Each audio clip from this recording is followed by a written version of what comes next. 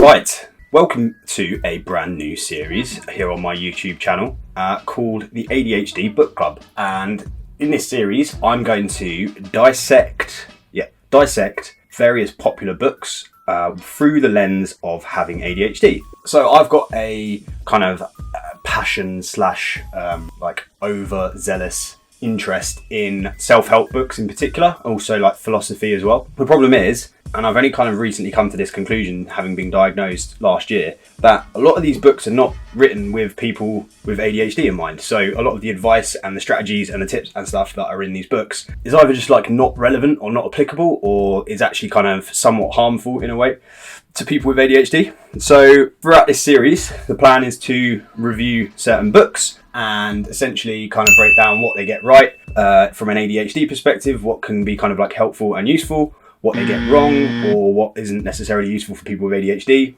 and also sort of thinking about like other ways that we could like change some of those rules or bend those rules slightly and strategies and ideas slightly so that they kind of are more beneficial for people with ADHD. Sound good? Cool, let's go. The first one that I'm doing today is the 4-Hour Workweek. The 4-Hour Workweek, which is a book by a chap called Tim Ferris, and he is essentially talking about a way to kind of reduce the amount of focus that you have on your work life to be able to kind of design your life in a way that better fits your needs and desires and wants, which is a very noble aim, I suppose. So there's a few key principles that we'll dig into in this book, which I think we can start doing right now. Yeah. Number one is the DEAL principle, which stands for definition, elimination, automation, and liberation. So essentially, the start of this is the idea is that first of all, in order to sort of design your perfect life, you first of all have to be able to define your relationship or redefine your relationship to work. So that's kind of like the number one part of this. Then you have to eliminate some of the unnecessary tasks, elimination. Then automate as much of your kind of mundane day-to-day tasks as possible, automation. And then liberate yourself from the sort of traditional expectations and restrictions that you have on your work, which is liberation. And I think in principle, I like this idea a lot. It works to some extent for the people for the ADHD mind. I think in particular, automation is a really useful tool for us to be factoring into how we kind of spend our days and work. So like there's a lot of AI tools now that you can make use of that kind of do a lot of the sort of mundane stuff. Like one I'm thinking of in particular is like a note-taking tool that means that I don't have to spend all my time like doing notes in meetings and things like that, which is like one of the most boring things to do and also really difficult for people with ADHD. That I think is quite a good principle for us to follow. On the other hand, there are some principles within this that I just don't think work. Like elimination, for example, is a really, really difficult one for people with ADHD because, you know, I'd love to be able to eliminate all of the unimportant stuff in my life, but to be able to do that, I need to actually know what is important and what's not important, and that is really, really hard for people with ADHD. And I've found that, you know, we can try and kind of prioritize, we can try and look at things through that sort of lens of what's important, what's not important, but everything seems as important as everything else when you have ADHD. That's the reality of it. And I think this is the problem with this principle for us, is it just is really difficult to actually make those choices and work out what is important and not. So how could we change this? How could we make this better for people with ADHD? Well, I think it simply comes down to getting help from other people. Like I've been recently getting help from my boss with prioritizing certain tasks at work, and that's helped a lot.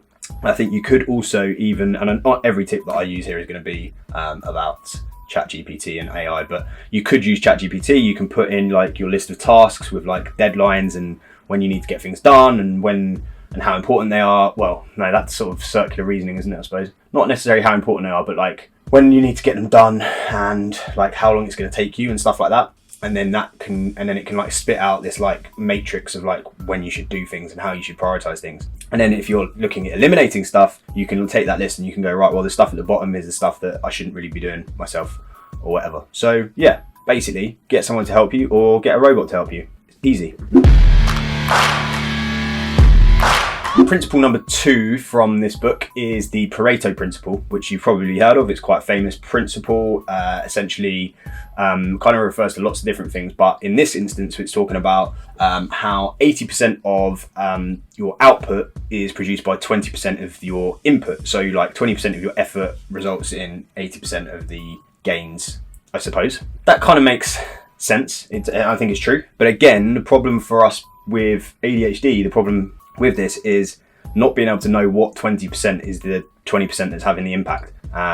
It's really hard to look at what you're doing on a day-to-day basis and pinpoint exactly what's like having the biggest impact on your life, on your work life. And so yeah, again, I think it comes down to the fact that we struggle with like metacognition, like looking at the way that we're thinking about things, looking at how we are approaching things. We're not very good at that kind of, because it requires executive function, which we struggle with. So again, I think probably it comes down to getting someone to help you with this and sort of analysing not your to-do list, but your done list over a week, and like look at it and go, right, well, what was actually the most impactful thing that I've done this week? How long did it take me? Blah, blah, blah. That I think is important, because the goal essentially that Tim Ferris is suggesting is that you get to the point where you're not doing that 80%, you're just doing the 20% that's going to get you 80% of the results.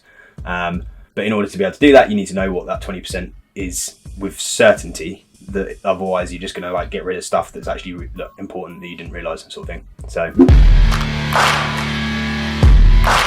low information diet. So this is number 3, low information diet. Tim Ferris suggests that you should be basically trying to reduce the amount of unnecessary information that you've got coming in, and because it overloads your system, and by getting rid of it, you're freeing up mental energy and time and space for the things that matter. The kind of key principle that runs throughout this is being able to focus on the things that matter, right? As soon as I read this, I was like, this is just doesn't work for people with ADHD, because, you know, it can't. We have this, not deficit of dopamine, but inability to direct dopamine to the right places, and the sort of resulting action from that is that we want to get as much dopamine as possible to kind of flood our system and at least be in the places that it can kind of get to, you know, to give us the motivation we need, or the executive function that we need to do stuff. Low information sort of sources often are one of the things that we can use to do that, like Twitter, social media. Twitter not being Twitter anymore, but, you know,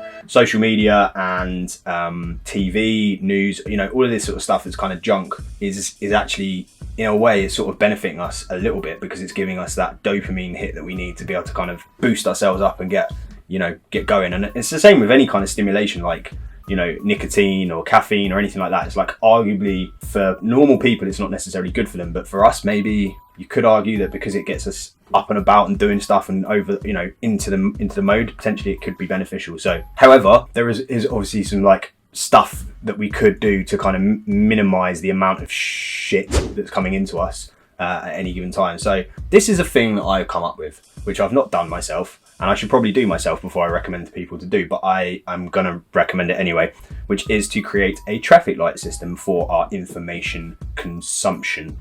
So you define as red, amber or green the different like channels or sources of information or whatever that you're consuming. So you know, red might well be social media and Twitter. It's like anything that doesn't give you any kind of positive or very minimal kind of positive impact on a day-to-day basis. Amber would be like stuff that's, you know, not bad necessarily if you're having a little bit of it, but kind of could be bad if you're having a lot of it. So like I'm thinking like Netflix, TV shows, that kind of stuff, where it's like, or even like news, maybe like newspapers is like, you know, reading it once a day for 20 minutes isn't going to hurt you, but doing it for 2 hours a day is going to have a bit of an impact on your life in a negative way. And then green is stuff that you're like, you can, you know, it's having a positive impact on you. So it might be like music or films or, you know, reading, and that's going to have a benefit, a net positive impact on your life, right? So then once you define what those different channels or things, sources are, you then kind of set yourself the limits or the sort of rules as to how much you can have of each. So red is like never, maybe occasionally on a weekend or on your birthday as a treat. Amber is like 1 hour a day, and green is as much as you like, or something like that. And then that way, I think it means that you don't feel like you're losing out on stuff, because you are still getting, you can still have some of it, you can still have it occasionally, you can still have bits, but like not all the time. And I think the only problem with that is actually adhering to it, and I can see that that would be an issue for people with ADHD, myself included. So I think maybe it would be a case of trying to be aware of it and trying to be aware of like, okay, I'm consuming a lot of red stuff today, so I shouldn't be, you know, maybe I shouldn't do that as much tomorrow or something like that, and not kind of kicking yourself and beating yourself up about it, but just being like aware of it and like maybe, okay, tomorrow I'm going to do something a bit different. As I say, I haven't done this myself. I should do it, and I'll try it, and I'll report back. Maybe I'll create a video about it. Who knows? Number 4, outsourcing life. I like this one in a way.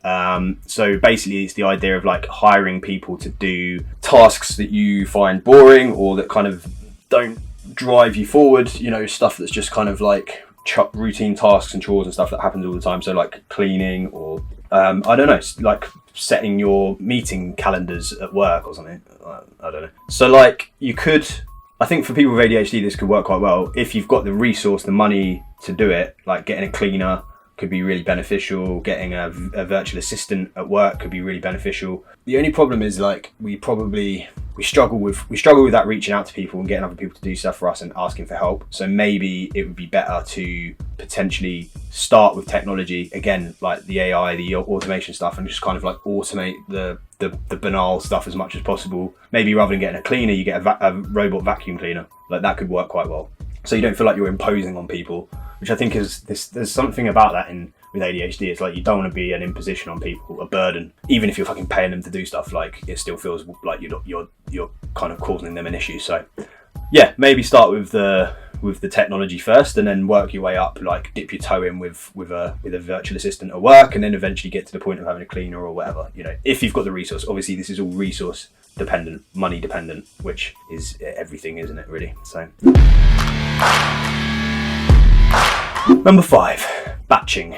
So this concept is that you pull together similar tasks or same tasks into one kind of moment or like time frame. So you like, if you've got to send emails, you've got to send 10 emails. Rather than sending one email every hour for the whole day, you spend an hour in the morning doing your emails and just get it done, right? And I think in principle, again, great idea, makes a lot of sense. But for people with ADHD, I don't know. I just don't think this is going to be workable. Like I can see myself, like I know how I am, and if I was like I'm going to batch together my email sends for the day and I'm going to do it all in the morning, I'm just not going to do it probably. Like the reality is I'm just not going to do that. I'm just going to skip that out, and then I'm fucked. Rather than like little bits, like little tidbit, yeah, I guess little bite-sized bits of like, okay, I'm just going to do that now and just get that done, blah blah blah, and it's a bit more interesting, a bit more like jumping from one thing to another. The exception to that, I think, is probably like hyper focus. Like if you get into the mode with something,